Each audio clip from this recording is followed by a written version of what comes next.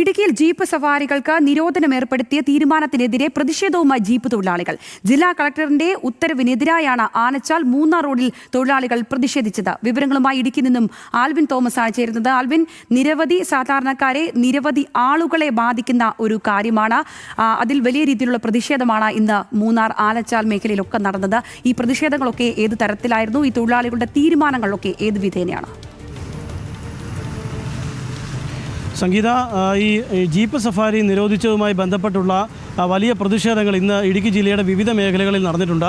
രാവിലെ മൂന്നാർ ആനച്ചാൽ റോഡ് ഉപരോധിക്കുകയും അതോടൊപ്പം തന്നെ കുമളിയിൽ DTPC സ്ഥലത്തേക്ക് CITU INTUC പ്രവർത്തകർ പ്രതിഷേധം നടത്തുകയും ചെയ്തിരുന്നു. ജീപ്പ് ഉടമകളും തൊഴിലാളികളും അടക്കമുള്ളവരാണ് ഈ സമരത്തിൽ പലയിടങ്ങളിലും പങ്കെടുത്തിട്ടുള്ളത്. വലിയ പ്രതിഷേധത്തിനിടയാക്കിയ ഒരു ഉത്തരവാണ് കഴിഞ്ഞ ദിവസം ജില്ലാ ഭരണകൂടം പുറത്തിറക്കിയത്. പെട്ടെന്ന് തന്നെയാണ് ഒരു പൊടുന്നനെ ഒരു തീരുമാനം എന്ന നിലയിലാണ് അത്തരമൊരു ഉത്തരവ് വന്നത്. ജില്ലയിലെ ജീപ്പ് സഫാരികൾ മുഴുവനായി നിരോധിച്ചുകൊണ്ടുള്ള ഒരു നിരോധനം ഉത്തരവാണ് വന്നിട്ടുള്ളത്. അതോടൊപ്പം തന്നെ ഓഫ് റോഡുകളിൽ ഓടിക്കുന്ന ജീപ്പുകൾക്കും ഈ ഉത്തരവ് ബാധകമാണ് എന്നുള്ളതാണ് ഏറ്റവും ശ്രദ്ധേയമായ കാര്യം. അതുകൊണ്ട് തന്നെ നൂറുകണക്കിന് ആളുകളെ ബാധിക്കുന്ന തരത്തിലുള്ള ഒരു ഉത്തരവാണ് ജില്ലാ കളക്ടറുടെ ഭാഗത്തു നിന്ന് ഉണ്ടായിട്ടുള്ളത്. എന്നാൽ ജില്ലാ ഭരണകൂടം പറയുന്നത് ഈ ജീപ്പിൽ ഉണ്ടായിരിക്കേണ്ട ഫിറ്റ്നസ്സും അതോടൊപ്പം തന്നെ മറ്റ് മതിയായ രേഖകളും ഒക്കെ ആവശ്യമാണ്. ആ രേഖകൾ പരിശോധിക്കുന്നതിന് വേണ്ടിയാണ് പൊടുന്നതിന് എത്തരത്തിലുള്ള നടപടി ഉണ്ടായത് എന്നുള്ളതാണ് ജില്ലാ ഭരണകൂടം വിശദീകരിക്കുന്നത്. കഴിഞ്ഞ ആഴ്ച മൂന്നാറിൽ പോതമേട്ടിൽ ഒരു വിനോദസഞ്ചാരികൾ സഞ്ചരിച്ച ജീപ്പ് അപകടത്തിൽപ്പെടുകയും അതിലൊരാൾ മരിക്കുകയും ചെയ്തിരുന്നു. ഇത്തരമുണ്ടാകുന്ന അപകടങ്ങളുടെ പശ്ചാത്തലത്തിലാണ് ഇത്തരമൊരു നിരോധനം ഇപ്പോൾ ഏർപ്പെടുത്തുകയും തുടർന്ന് വരുന്ന ദിവസങ്ങളിൽ സമയം കൊടുത്തുകൊണ്ട് ഈ ജീപ്പുകളുടെ ഫിറ്റ്നസ്സുകൾ മുഴുവൻ പരിശോധിച്ച ശേഷം മാത്രം തുടർന്ന് ജീപ്പ് സഫാരിയും അതോടൊപ്പം തന്നെ ഓഫ് റോഡ് സഫാരിയും നടത്താമെന്നുള്ള ഒരു നിലപാടിലാണ് ഇപ്പോൾ ജില്ലാ ഭരണകൂടമുള്ളത്.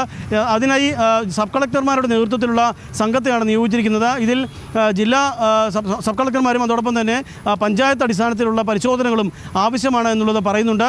നമുക്കറിയാവുന്നതുപോലെ മൂന്നാറിലെ മലമേഖലകൾ, മൂന്നാർ, രാമക്കൽമേട് അല്ലെങ്കിൽ ഇടുക്കിയുടെ വിവിധ ഹൈറേഞ്ച് മേഖലയിൽ, കുമളി അടക്കമുള്ള പലയിടങ്ങളിലും ഈ ജീപ്പ് സഫാരികൾ നിരന്തരം നടക്കുന്നതാണ്. പൊടുന്നനെയുള്ള ഒരു തീരുമാനം അത് വലിയ തോതിൽ ആളുകളെ ബാധിച്ചിട്ടുണ്ട്. ഈ മേഖലയുമായി ബന്ധപ്പെട്ട് ജോലി ചെയ്യുന്ന ആളുകളെ ബാധിച്ചിട്ടുണ്ട്, വിനോദസഞ്ചാര മേഖലയെ ബാധിച്ചിട്ടുണ്ട്. അതോടൊപ്പം തന്നെ ഈ ചരക്ക് സേവനം അല്ലെങ്കിൽ ചരക്ക് നീക്കം നടത്തുന്ന ജീപ്പുകൾക്കും ഇത് ബാധകമാണോ എന്നൊരു ചോദ്യം നിലനിൽക്കുന്നുണ്ട്. അതിൽ വ്യക്തതയില്ല എന്നുള്ളതാണ് ഏറ്റവും ശ്രദ്ധേയം. അങ്ങനെയെങ്കിൽ അതും വലിയ പ്രതിഷേധത്തിലേക്ക് കാര്യങ്ങൾ എത്തിക്കും. വരുന്ന മണിക്കൂറുകളിൽ അത്തരത്തിലുള്ള പ്രതിഷേധങ്ങളും ഉണ്ടാകാനുള്ള സാധ്യതയുണ്ട്. ഏതായാലും ഈ ഉത്തരവിൽ കൃത്യമായ ഒരു വ്യക്തത വേണം എന്നുള്ളതാണ് ഒരു ആവശ്യമായി ഈ ജീപ്പിൻ്റെ ഉടമകളും അതോടൊപ്പം തന്നെ തൊഴിലാളികളുമായിട്ടുള്ള ആളുകൾ പറയുന്നത്. ഇത് ആർക്കൊക്കെ ബാധകമാണ്, എത്ര ദിവസത്തേക്ക് ഇത് ബാധകമാണ് എന്നുള്ളതാണ് കൃത്യമായ ഉത്തരവിൽ പറയേണ്ടത് എന്നുള്ളതാണ് അവരുടെ ആവശ്യം. അത് സംബന്ധിച്ചുള്ള ഒരു വ്യക്തത ജില്ലാ ഭരണകൂടം വരുന്ന മണിക്കൂറുകളിൽ നടത്തും എന്നുള്ളതാണ് നമുക്ക് മനസ്സിലാക്കാൻ കഴിയുന്നത്. ശരി ആൽവിൻ.